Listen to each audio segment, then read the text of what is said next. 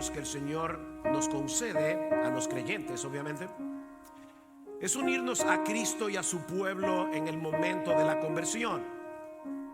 Pablo dice en Romanos capítulo 12, versículo 5, que todos los creyentes somos un cuerpo en Cristo e individualmente miembros los unos de los otros. Esa es una realidad que se manifiesta en una forma concreta cuando nosotros venimos a formar parte de la membresía de una iglesia local con seres humanos de carne y hueso, y cuando nos congregamos en el día del Señor para adorarle y escuchar su palabra.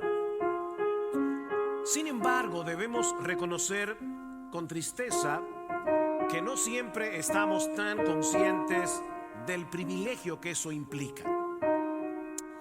Y eso sucede, mis hermanos, porque nosotros no vemos la iglesia con los ojos con que Dios la ve.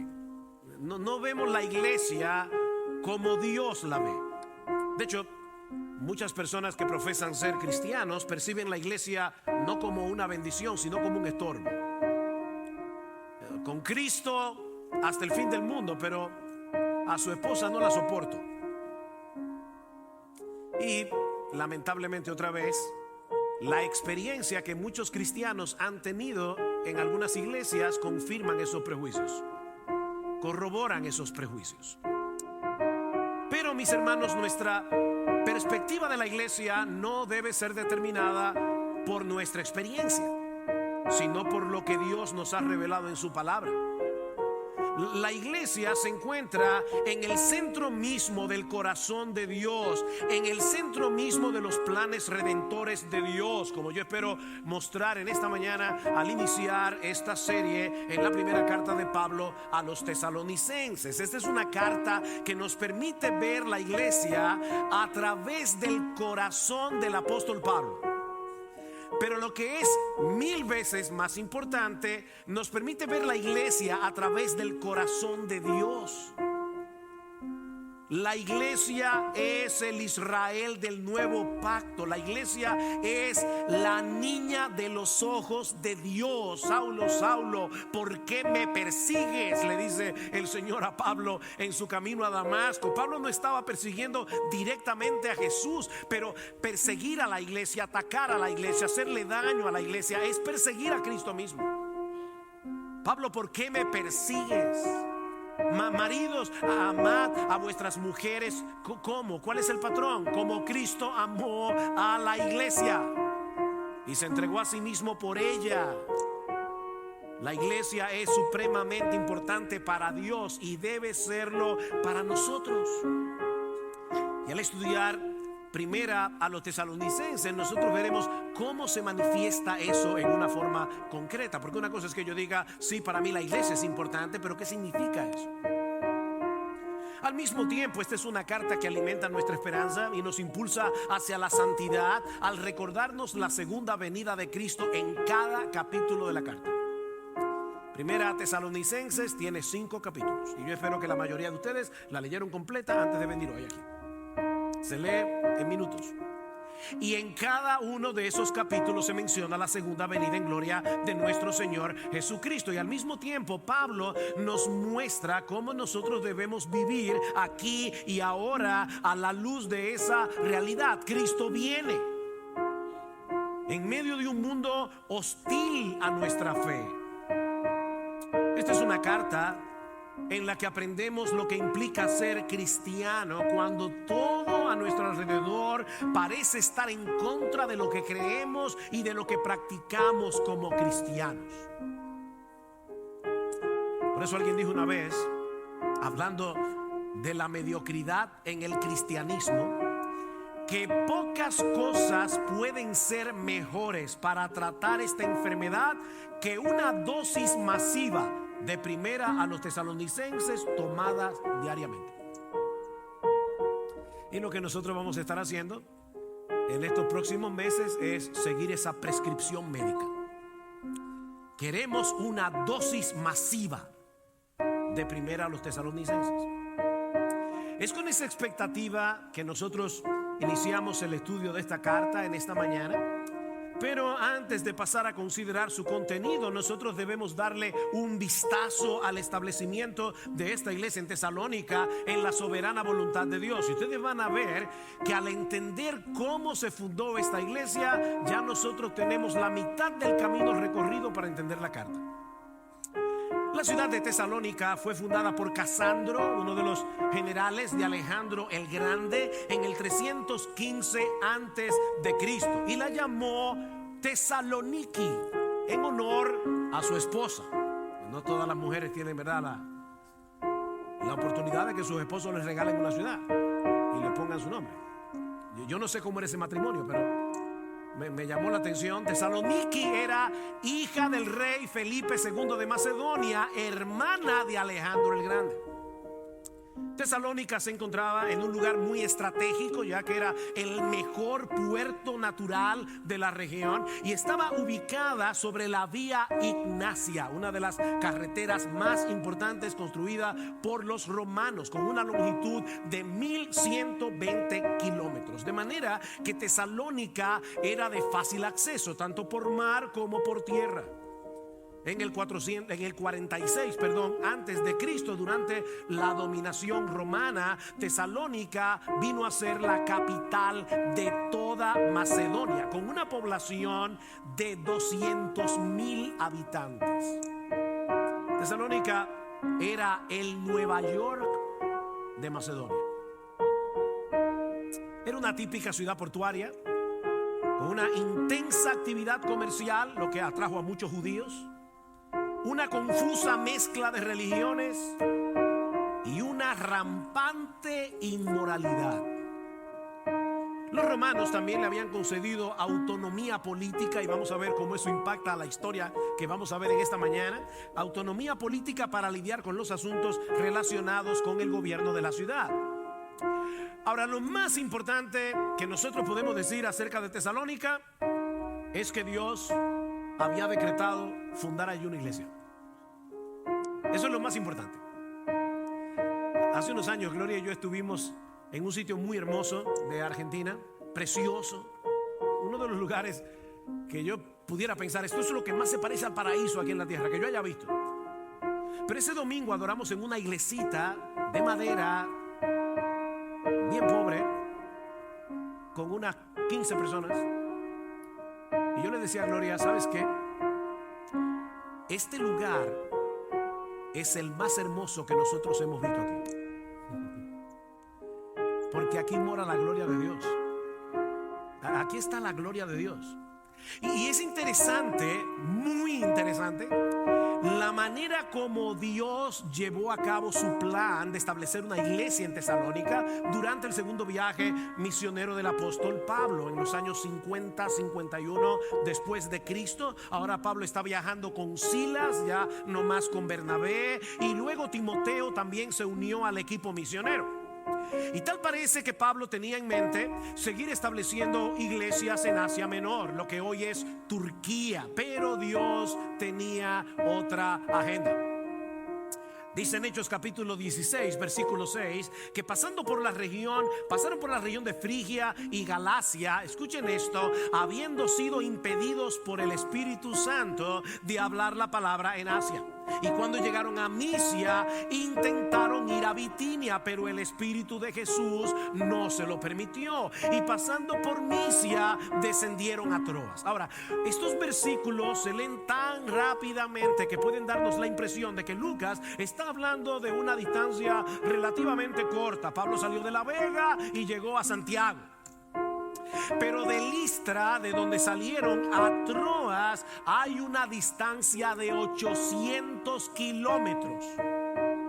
Para que tengan una idea, es la misma distancia que hay entre Santo Domingo y la capital de Jamaica, o sea, Kingston. Pablo salió de Santo Domingo y a través de terrenos montañosos, difíciles, peligrosos, 800 kilómetros después llegó a Troas. Y debemos suponer, mis hermanos, tal vez que Pablo y su equipo estaban luchando con un sentido de frustración. Eso es probable. Lucas no nos dice de ninguna conversión, de ninguna iglesia fundada durante todo ese trayecto. Fue una pérdida de tiempo de 800 kilómetros. Así que parecía como si de repente Dios hubiera dejado de actuar, excepto para decir que no. La única manifestación de la presencia de Dios durante esos 800 kilómetros fue que Dios le dijo que no. ¿Predicamos la palabra en Asia? No. Entonces, ¿vamos a Bitinia? No. Hermanos, eso, de verdad, por favor, pónganse, no puedo decir en los pantalones, pero en las sandalias de Pablo. Estos hombres querían hacer la obra misionera, no estaban andando en desobediencia. Estaban empeñados en dar a conocer el evangelio, pero se encontraban con un obstáculo tras otro y no podían entender qué era lo que Dios quería que hicieran. Y la verdad es que muchas veces los creyentes tenemos esa misma impresión de que hemos estado recorriendo un largo camino en el que no ha pasado nada. Vemos nuestra vida y decimos, no está pasando nada, excepto que Dios nos está diciendo que no. Pero mis hermanos, el hecho de que no seamos capaces de percibir la obra de Dios no quiere decir que Él no está obrando. Lo que eso quiere decir es que nosotros no somos capaces de percibirlo. Esos obstáculos de parte de Dios tenían un propósito. Pablo no podía detenerse a predicar el evangelio en Asia, por más bueno que eso fuera, porque Dios tenía otra agenda. Y mis hermanos, déjenme decirles algo: la agenda de Dios siempre, invariablemente es mejor que la tuya y que la mía. Y generalmente no coincide con la nuestra, pero es mejor. ¿Cuál era la agenda de Dios? Si ustedes ven en un mapa, se van a dar cuenta que era como si Dios le estuviera poniendo obstáculos para que Pablo no tuviera otra alternativa que llegar a la ciudad de Troas, en el puerto extremo de Asia Menor, para darles a conocer allí cuál era la agenda que él tenía en mente con respecto a la obra misionera. Dice en Hechos capítulo 16 versículo 9 que estando en Troas esa noche se le mostró a Pablo una visión. Un hombre de Macedonia estaba de pie suplicándole y diciendo: pasa a Macedonia y ayúdanos. Cuando tuvo la visión, enseguida procuramos ir a Macedonia. ¿Qué pasó aquí? Que Lucas se unió al equipo. No sabemos cuándo, pero ahora Lucas está escribiendo en primera persona del plural. Ahora Lucas está en el equipo. Procuramos ir a Macedonia, persuadidos de que Dios nos había llamado para anunciarles el evangelio. Ahora, yo no sé si ustedes se dieron cuenta, probablemente no, mientras yo leía esto, porque ustedes no lo están viendo en sus Biblias, pero Lucas nos dice que las tres personas de la Trinidad estaban involucradas en darles dirección al equipo misionero de Pablo. En el versículo 6 dice que el Espíritu Santo les había impedido hablar la palabra en Asia. En el versículo 7 dice que el Espíritu de Jesús les impidió dirigirse a Bitinia. Y en los versículos 9 y 10 dice que fue Dios, refiriéndose muy probablemente a Dios el Padre, el que les dijo en una visión que pasaran a Macedonia para llevar el evangelio al continente europeo. El Dios Trino tenía su propia agenda para el avance de la obra misionera. Dios les había dicho que no durante 800 kilómetros para que el evangelio llegara a Europa. La primera ciudad que fue evangelizada fue Filipos, que era una de las ciudades principales de la provincia de Macedonia. Dice Lucas en Hechos capítulo 16 versículo 12. Y como solía ocurrir cuando Pablo iba de ciudad en ciudad, allí terminaron en la cárcel. Por eso alguien decía que Pablo nunca averiguaba cuáles son los hoteles de la zona. ¿Cómo son las cárceles aquí? Pero también dejaron establecida allí una iglesia, cuyo primer pastor parece haber sido Lucas. ¿Y cómo lo sabemos? Porque en el resto del relato ya Lucas no habla en primera persona del plural, habla de ellos. Así que Lucas se queda en Filipos. Y tan pronto fueron liberados de Filipos, dice en Hechos 17:1, el texto que leímos al principio, que después de pasar por Anfípolis y Apolonia, por fin llegaron a Tesalónica. Y una vez más, uno lee este versículo y puede darle la impresión de que lo que Pablo está diciendo es más o menos esto: salieron de Arroyo Hondo y llegaron al ensanchenato. Pero resulta que ese recorrido de Filipo a Tesalónica es de 170 kilómetros. O sea, ellos salieron de la capital y llegaron a Samaná a pie para predicar el evangelio. ¿Se dan cuenta, mis hermanos, del corazón misionero de Pablo y de Silas y de Timoteo? Ya llevan 1000 kilómetros. Ahora, ¿es que no había pecadores en Anfípolis o en Apolonia?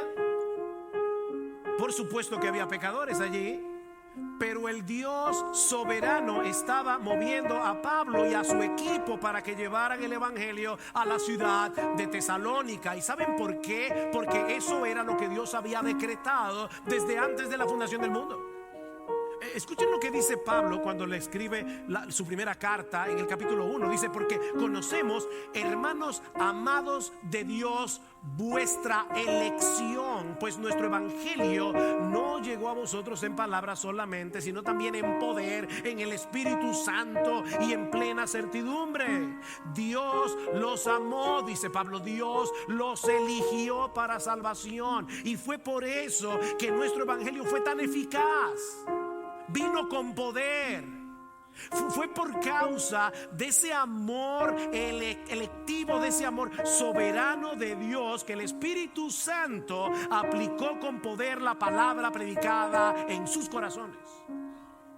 Y en la segunda carta Pablo les dice: pero nosotros siempre tenemos que dar gracias a Dios por vosotros, hermanos amados por el Señor, porque Dios os ha escogido desde el principio para salvación, mediante la santificación del Espíritu y la fe en la verdad. He aquí la explicación teológica de por qué Pablo le había dicho no, hasta llevarlo a Tesalónica. Desde que Pablo y Silas salieron de Listra, llevando consigo a Timoteo, Dios había estado moviendo las cosas por medio de su providencia para que el evangelio llegara a Tesalónica. ¿Y saben qué, mis hermanos? Y esto de verdad que me rompe la cabeza y llena de gozo mi corazón. Nosotros podemos decir lo mismo de cualquier iglesia verdadera en todo el mundo. La iglesia, mis hermanos, se encuentra en el centro de los decretos de Dios, y toda la historia se mueve en función de la iglesia. El problema es que muchas veces nosotros estudiamos la historia con ojos seculares y perdemos de vista lo que Dios está haciendo en el mundo para el avance de su reino. Pensemos por un momento en nuestra propia historia como nación. Son muchos los elementos que se conjugaron para que hoy exista la República Dominicana. Piensen en la llegada de los españoles, la España boba, la independencia, los trinitarios, todos esos elementos que tú y yo estudiamos en la escuela. Y finalmente nace la República Dominicana. Y aunque la Iglesia Católica hizo lo posible y lo imposible para mantener el monopolio religioso en la Hispaniola, en esta isla, incluyendo la quema de 300 ejemplares de la Reina Valera en el 1600, la Reina Valera se imprimió, se publicó por primera vez en 1564, y unos pocos años más tarde 300 ejemplares llegaron a la República Dominicana, bueno, la española, no era la República Dominicana, era la colonia.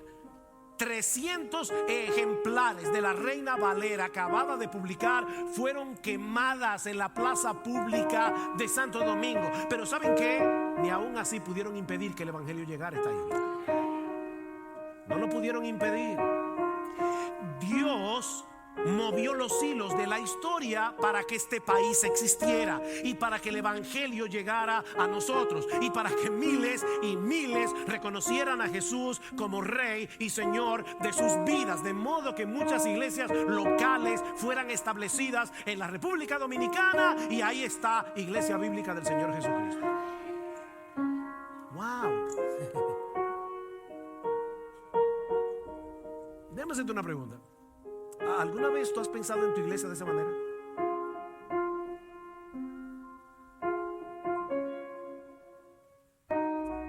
¿Alguna vez tú te has puesto a pensar el hecho de que esta iglesia existe? Y recuerden, yo no estoy hablando exclusivamente de IBCJ. Gracias al Señor, en República Dominicana hay muchas buenas iglesias donde el evangelio es predicado. Estoy tomando esta iglesia como un ejemplo. ¿Alguna vez tú has pensado en el hecho de que esta iglesia existe? Porque desde antes de la fundación del mundo, Dios determinó, Dios decretó que existiera la República Dominicana, que muchos fueran salvos y que en algún punto de la historia se unieran a esta iglesia local. Lo mismo que a muchas otras iglesias donde el evangelio es predicado. De paso, ya vimos cómo Dios fue moviendo las cosas en su providencia para que Pablo no pudiera predicar el evangelio en Asia en el segundo viaje misionero, porque Dios tenía en mente que el evangelio llegara a Europa. Ahora yo tengo una pregunta para ustedes: ¿quiénes fueron los que trajeron el evangelio a la República Dominicana? Los descendientes de esos europeos. Y obviamente yo no me estoy refiriendo a los colonizadores. Yo me estoy refiriendo a los misioneros que llegaron a República Dominicana desde Inglaterra, desde Canadá y desde Estados Unidos en el siglo XIX. ¿Saben de dónde eran? De Europa. Eran descendientes de europeos. Pastor, usted sí se fue lejos, porque óyeme, de Pablo a la República Dominicana en el siglo XIX es un trecho largo. En la mente tuya, pero no en la de Dios. Porque para Él 1000 años son como un día. Mis hermanos, Dios tiene todos los hilos, todas las conexiones, Él la tiene en su mente. Así que una de las razones por las que el evangelio llegó a Europa es para que IBCJ existiera. Ay, pastor, ahora sí se fue. No, yo no me estoy yendo lejos, hermano. Simplemente estoy tratando de ver lo que Dios está haciendo en su providencia, porque nada se escapa a su gobierno soberano. Y obviamente para que la IBI, la IVO, Fundamento Bíblico, la Iglesia Reformada de Santiago, si sigo, no acabo, existieran. Cada iglesia local tiene su historia, mis hermanos, y todos los elementos envueltos en esa historia fueron gobernados por Dios conforme a sus decretos soberanos. Si tuviéramos eso en mente, yo creo que veríamos la iglesia con otros ojos. Eso fue lo que sucedió en la ciudad de Tesalónica durante el primer siglo. Lo mismo que ha estado sucediendo a través de la historia conforme a la agenda de Dios para el avance de su reino en el mundo. Pablo predicó el evangelio, dice a partir del versículo 2, y el impacto fue sorprendente. Hechos capítulo 17 versículo 2. Y Pablo, según su costumbre, fue a ellos y por 3 días de reposo discutió con ellos, dialogó con ellos, debatió con ellos, razonó con ellos, basándose en las escrituras, explicando. Es la misma palabra que aparece en Lucas capítulo 24 versículo 27, cuando dice que Cristo les abrió el entendimiento para que comprendieran las escrituras, para que comprendieran todo lo que se decía de Él en los libros de Moisés, en los profetas y en los salmos. Dice, explicando y presentando evidencia de que era necesario que el Cristo padeciera y resucitara de entre los muertos, y diciendo, este Jesús a quien yo os anuncio es el Cristo. Este Jesús es el Mesías, el que murió en la cruz, es el descendiente de David, prometido que habría de sentarse en su trono para siempre. Ese fue el evangelio que Pablo predicó en Tesalónica. sea, Pablo no se paró en el centro comercial y comenzó a decir a todo el que pasaba por ahí: Dios te ama, Dios te ama, Dios te ama. Eso no es evangelizar.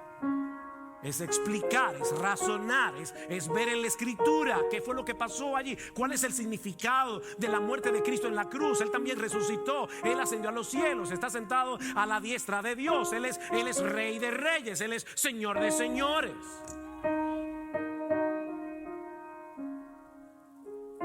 ¿Y qué pasó? Que nació una iglesia.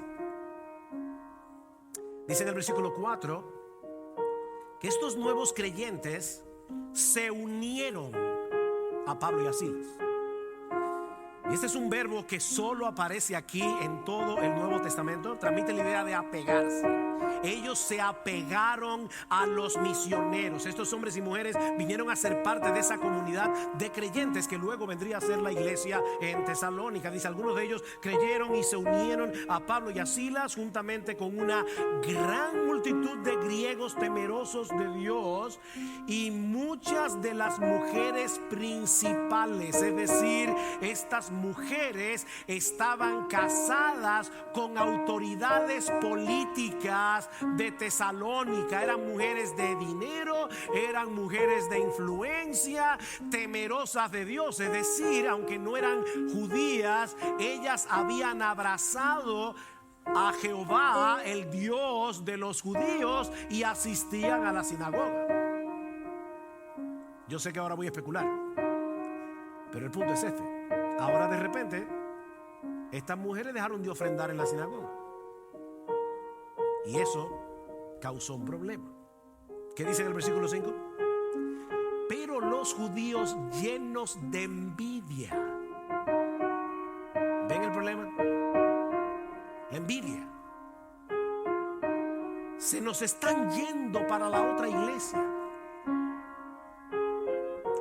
O sea, estos hombres obviamente no tenían una mentalidad de reino. El problema de ellos era su pequeño reino. Se llenaron de envidia,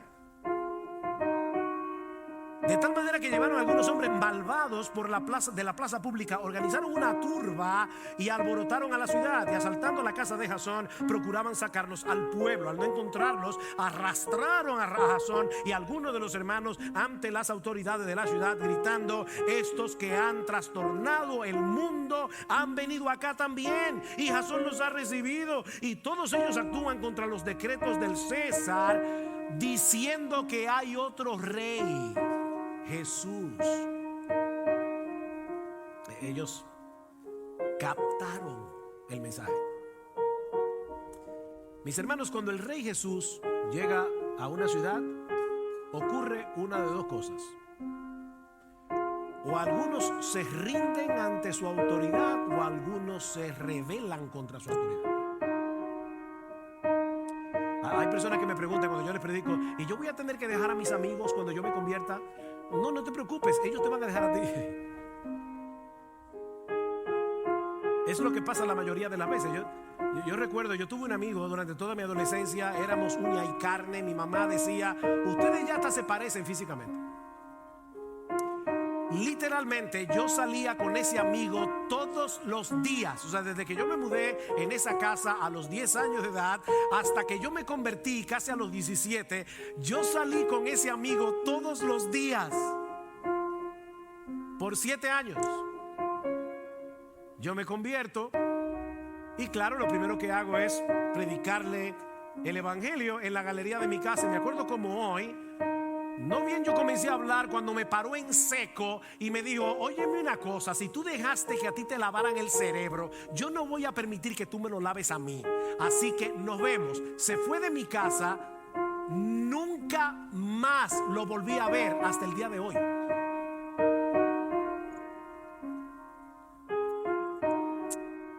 El Rey Jesús lo trastorna todo. Obviamente estos judíos pretendían presentar a los misioneros como sediciosos, como causantes de disturbio. De hecho, la palabra que usan allí es revolución. Estos hombres vinieron aquí a crear una revolución porque están anunciando a otro rey que no es el César. Pero lo cierto es, mis hermanos, que el Rey Jesús no deja la cosa como las encuentra. Estos judíos captaron perfectamente que ese Jesús al que Pablo predicaba no era únicamente un Salvador que perdona pecados. Él es un rey que tiene pleno derecho sobre toda nuestra vida. El Evangelio es una amenaza. Es una amenaza contra los poderes de este mundo. ¿Por qué ustedes creen que hay tanto empeño en terminar con el cristianismo? ¿Por qué la ONU, la OEA, por qué todos esos organismos internacionales tienen un problema con la iglesia? Porque nosotros somos una amenaza, porque ellos tienen su agenda. Nosotros no tenemos la nuestra, no tenemos la de Él, el Rey Jesús. Ese es el problema. Es un asunto de dos reinos aquí. Convertirse a Cristo, mi amigo, óyeme bien, convertirse a Cristo es mucho, mucho, mucho más que aceptarlo como Salvador. Es una entrega voluntaria de todo lo que somos. Es rendirnos ante Él, ante su autoridad, como Rey de reyes, como Señor de señores, para hacer su voluntad y no la nuestra. Eso es convertirse. Mira, mi amigo, si Cristo no es tu Rey, tampoco es tu Salvador. Es así de simple. Si Él no es tu Rey, no es tu Salvador, porque no se puede tener una cosa sin la otra. Obviamente eso no quiere decir que los creyentes viven una vida de perfecta obediencia, porque eso no será posible mientras el pecado more en nosotros. Pero sí quiere decir que el creyente desea hacer su voluntad. Eso sí quiere decir que el creyente lucha contra su pecado para hacer su voluntad. Eso quiere decir que cuando el creyente peca, le duele su pecado, le avergüenza su pecado y vuelve otra vez en arrepentimiento. Por eso es que Lutero decía, la vida cristiana es una vida de arrepentimiento y fe. Eso no pasa una sola vez. Cuando tú te convertiste, no, mi hermano, eso es una vida de arrepentimiento, es una vida de fe. Estos hombres y mujeres en Tesalónica se convirtieron, dice Pablo, 1 Tesalonicenses 1:9, se convirtieron, se volvieron de los ídolos a Dios para servir al Dios vivo y verdadero. Esa es la definición de lo que es una conversión. Se volvieron, sus vidas fueron transformadas. Pero como nosotros vivimos en un mundo donde a lo malo le llaman bueno y a lo bueno le llaman malo, estos judíos de Tesalónica no podían aceptar tranquilamente que el Rey Jesús haya producido ese cambio en la vida de tantas personas, y levantaron esta turba, versículo 8, y alborotaron a la multitud y a las autoridades de la ciudad que oían esto. Pero después de recibir una fianza de Jasón y de los otros, los soltaron. No sabemos cuánto tiempo duró el ministerio de Pablo en la ciudad de Tesalónica. Algunos sugieren que Pablo solo estuvo allí 3 semanas, porque dice en el versículo 2 que Pablo, según su costumbre, fue a ellos y por 3 días de reposo, es decir, por 3 sábados, discutió con ellos en la sinagoga, porque ese era el día en que se reunían los judíos. Pero allí no dice que Pablo se pasó 3 semanas en Tesalónica. Dice que él fue por 3 sábados consecutivos a la sinagoga mientras lo dejaban entrar, porque parece que después ya no lo dejaron. Ahora, es muy probable que Pablo se pasara un poquito más de tiempo en la ciudad, porque dice en la segunda carta que Pablo llegó a trabajar haciendo tiendas de campaña. Dice en Filipenses que cuando él estaba en Tesalónica, los filipenses en 2 ocasiones por lo menos le mandaron una ofrenda. O sea que aparentemente el tiempo de Pablo en la ciudad fue un poco más extenso, pero lo cierto es, hermanos, que fueron muy pocas semanas. Un ministerio sumamente breve. Así que Pablo y su equipo se vieron obligados a salir de Tesalónica, dejando atrás una iglesia de recién convertidos en medio de mucha hostilidad. De Tesalónica llegaron a Berea. ¿Y qué hicieron los misioneros? Dijeron, bueno, mira, esto se está poniendo difícil. Vamos a tomar un tiempo para orar. No. Volvieron a la sinagoga en Berea, predicaron el evangelio, y los judíos de Tesalónica enviaron otra turba a Berea también. Y Pablo tiene que salir de Berea hacia Atenas. Y cuando llega a Atenas, ¿qué hace? Ir al Areópago a predicar el evangelio. Mis hermanos, déjenme decirles algo. Predicar el evangelio es más importante que nuestra vida. Es tan sencillo como eso. No es decir ahora qué corazón tenía Pablo. Sí, verdad que tenía un corazón misionero impresionante, pero ¿sabe qué es lo que Pablo tenía? Un entendimiento muy claro de quién era Jesús, un entendimiento muy claro de lo que va a pasar con las personas que no se arrepienten de sus pecados y se rinden ante Jesús y lo aceptan como su rey. Y eso lo impulsaba a predicar, a predicar, a predicar. No importa lo que tuviera que sufrir por eso. Pablo llega a Atenas, luego a Corinto. Y estando en Corinto ya no puede soportarlo más, porque el corazón de Pablo estaba atado a los hermanos de Tesalónica. Pablo se preguntaba, ¿qué habrá pasado con estos hermanos? Vayan conmigo a la carta primero a los tesalonicenses. Noten lo que Pablo les dice en el capítulo 2, versículo 18. Ya que queríamos ir a vosotros, al menos yo, Pablo, más de una vez, pero Satanás nos lo ha impedido. Pablo quería él mismo llegar a Tesalónica. Capítulo 3, por lo cual no pudiendo soportarlo más. ¿Ustedes están escuchando este lenguaje? El amor de Pablo por sus hermanos. No pudiendo soportarlo más, pensamos que era mejor quedarnos solos en Atenas y enviamos a Timoteo, nuestro hermano y colaborador de Dios en el evangelio de Cristo, para fortaleceros y alentaros respecto a vuestra fe. Y cuando Timoteo regresa de Tesalónica a Corinto, le da un reporte a Pablo sumamente alentador. Dice: Pablo, estos hermanos están firmes en la fe, estos hermanos no han claudicado, pero hay algunos problemas. Hay algunos problemas. Por un lado, algunos incrédulos te están difamando, Pablo. Están diciendo que tú eres un oportunista que se quiere aprovechar del dinero de estos hermanos. Por eso es que Pablo en el capítulo 2, en el versículo 5 dice: yo no fui por lucro a ustedes. Él está defendiendo su ministerio. Y por otro lado, la persecución contra los creyentes había arreciado. Timoteo también le dice que algunos hermanos estaban confusos con respecto a la segunda venida de Cristo. Se preguntaban: ¿y qué va a pasar si Cristo viene con aquellos que ya murieron? Ellos no van a participar de este evento, y Pablo tiene que corregir este problema. Otros estaban tan seguros de la venida de Cristo que dejaron de trabajar. Si ya Cristo viene, ¿para qué empeñarnos en esto, en estos afanes del mundo? Y Pablo les dice: el que no quiere trabajar, que tampoco coma. Y en medio de todo esto, el ambiente de inmoralidad que rodeaba a estos hermanos continuaba siendo un peligro. Creyentes que recién habían abandonado el paganismo. Y es por eso que Pablo decide escribirles una carta y luego otra, en la que primero manifiesta su gratitud a Dios por la obra que estaba haciendo en ellos, les reitera su amor, su preocupación por ellos y los exhorta a mantenerse firmes en la fe, vivir en santidad, alimentándose de la esperanza de la segunda venida de Cristo. Ahora, por encima de la iniciativa de Pablo y del corazón pastoral de Pablo, el Espíritu Santo fue el que lo movió a escribir esta carta inspirada para beneficio de la iglesia de Cristo a través de todas las épocas. Porque lo que esta iglesia necesitaba en el primer siglo son las mismas cosas que nosotros necesitamos hoy: ánimo, instrucción, exhortación, esperanza. ¿Por qué estamos estudiando esta carta? ¿Por qué vamos a comenzar a estudiar esta carta? Porque tú y yo necesitamos lo mismo que ellos necesitaban.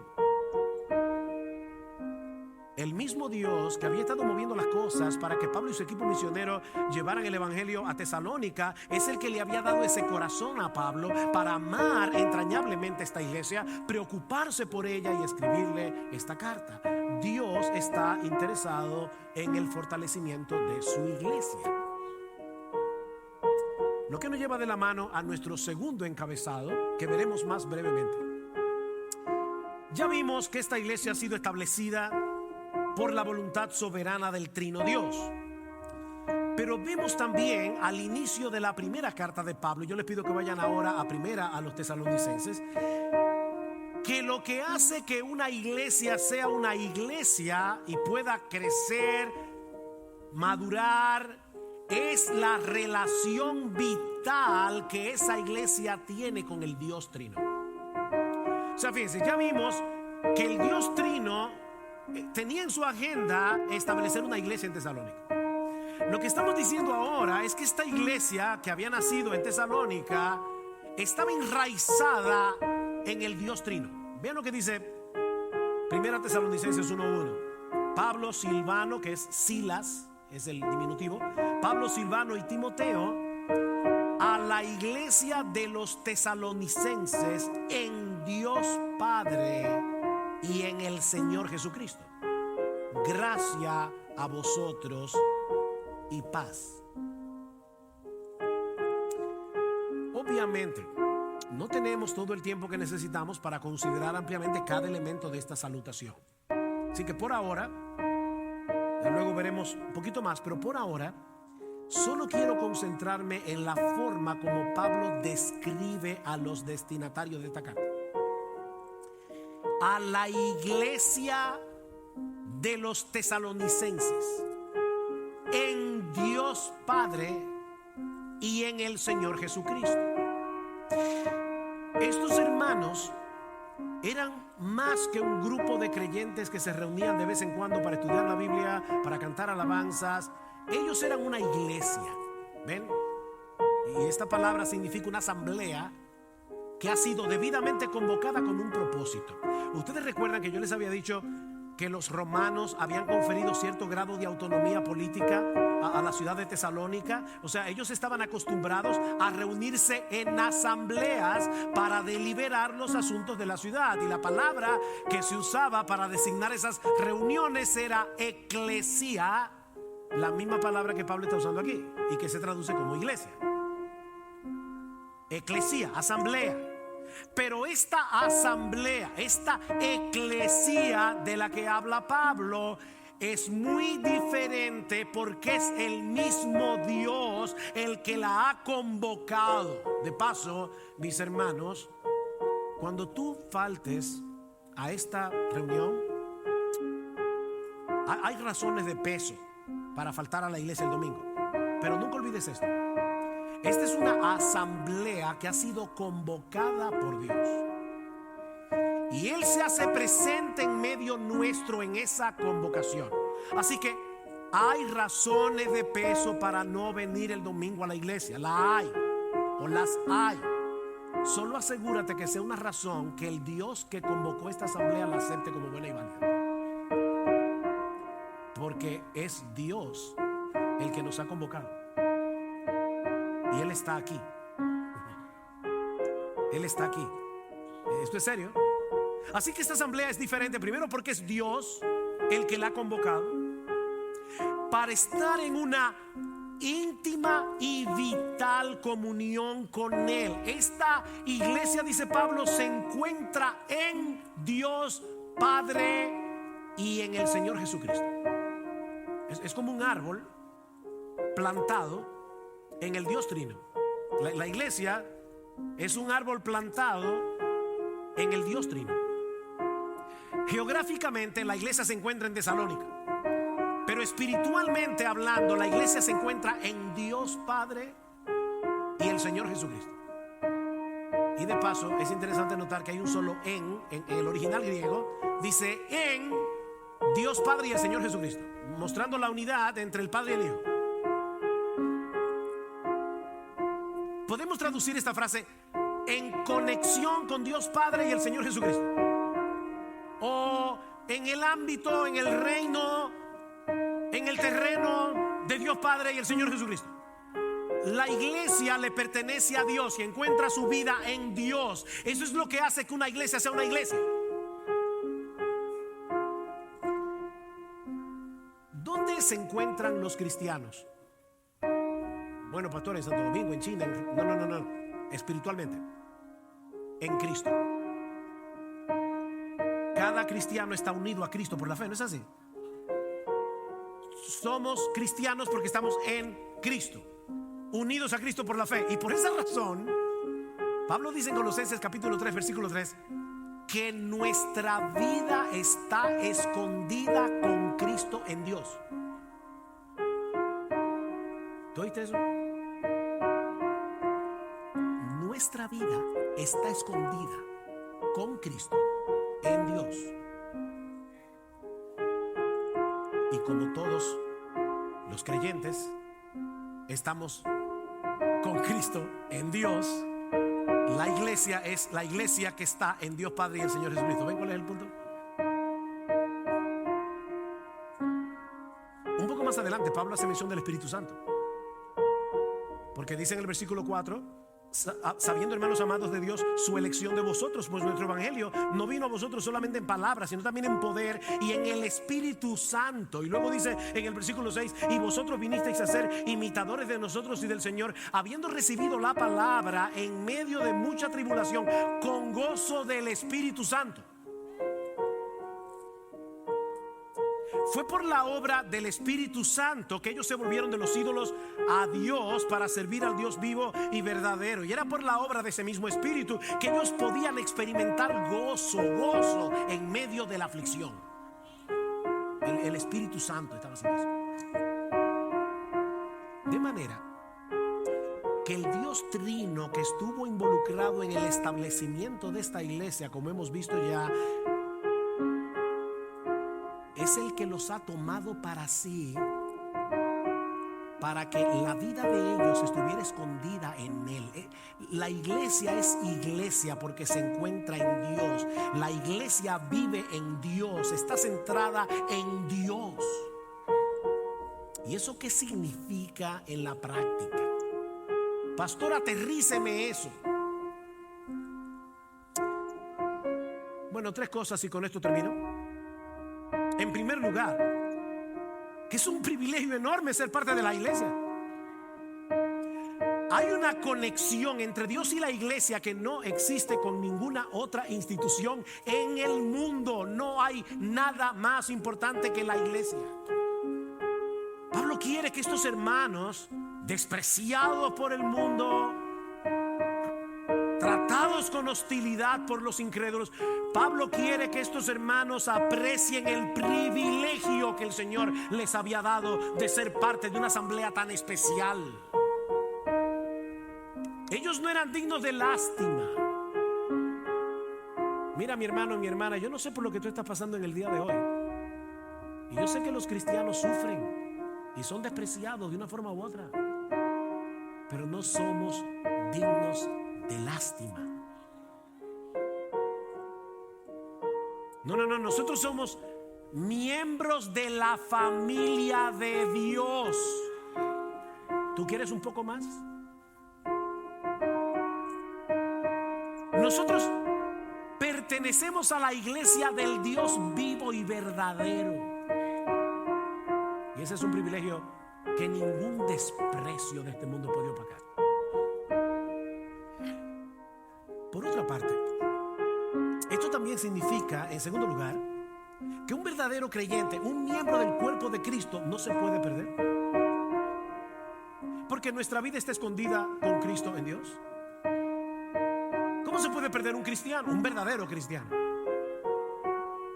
¿Qué dice Jesús en Juan 10? Mis ovejas oyen mi voz y yo las conozco y me siguen, y yo les doy vida eterna y no perecerán jamás. Nadie las arrebatará de mi mano.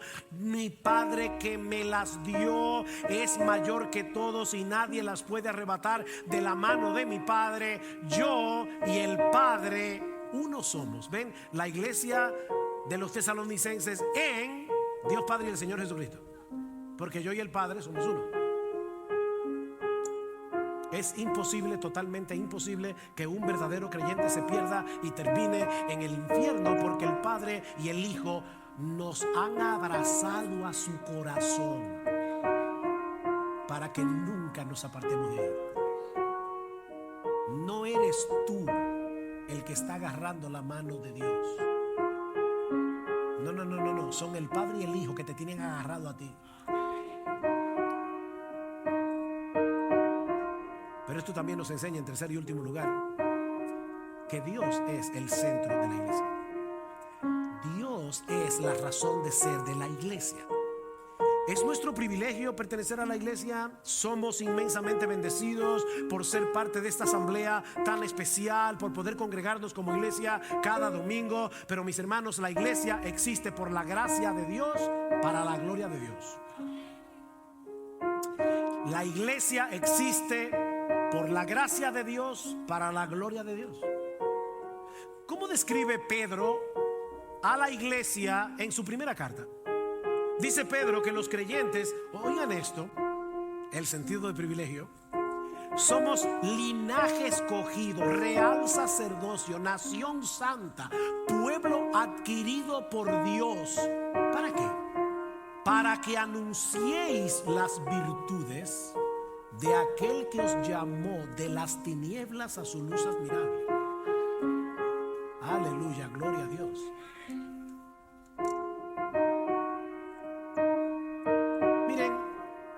Mantengamos al Dios en el centro de la vida y ministerio de esta iglesia por medio de la centralidad de la palabra, por medio de la centralidad de la adoración, por medio de la centralidad del evangelismo. Nosotros evangelizamos porque hay personas allá afuera que no conocen a Dios, y como no conocen a Dios no pueden adorar a Dios, y Dios está buscando adoradores que le adoren en espíritu y en verdad. Es verdad que no queremos que la gente se vaya al infierno. Nosotros debemos evangelizar porque no queremos que la gente se pierda. Mi amigo, si tú estás aquí en esta mañana, nosotros no queremos que te pierdas, no queremos que vayas al infierno. Pero la razón primordial por la que nosotros debemos evangelizar a los perdidos es para que Dios les abra los ojos, para que ellos puedan ver la hermosura de Jesús, para que ellos se conviertan de los ídolos a Dios y comiencen a servir, a adorar al Dios vivo y verdadero. Esa es la razón por la que nosotros debemos evangelizar. Porque hay gente allá afuera que no está adorando a Dios. Dios es el centro. ¿Y saben lo que está pasando hoy día? Que el hombre ha venido a ser el centro de la iglesia. Por eso es que mucha gente evalúa la iglesia en base a si los ministerios que la iglesia tiene suplen mis necesidades, si los himnos que se cantan a mí me gustan o no me gustan. La idea no es, ese himno glorifica a Dios, alaba a Dios, exalta a Dios. No, a mí me gusta o no me gusta. Son mis preferencias ahora lo que se ha convertido en la tabla de evaluación para yo evaluar una iglesia. En vez de evaluar la iglesia, si la palabra allí es central, si Dios es central, si la gloria de Cristo es central, si Cristo es exaltado, eso es lo que se evalúa de una iglesia. Y yo no estoy diciendo por si acaso que los himnos no sean importantes. Yo no estoy diciendo eso. Lo que yo estoy diciendo, mis amados hermanos, es que la tabla de evaluación que nosotros debemos usar es otra. Mantengamos la centralidad de Dios, la centralidad de su palabra y la centralidad de su adoración para la gloria de Dios, para la edificación de nuestras almas y para la salvación de los perdidos. Que el Señor nos ayude en la medida en que estudiamos esta carta que apenas tocamos en el día de hoy, a crecer en nuestro aprecio por la iglesia, a la vez que aprendemos lo que implica ser iglesia en medio de un mundo hostil en el que nosotros debemos resplandecer como un faro de luz en un lugar oscuro.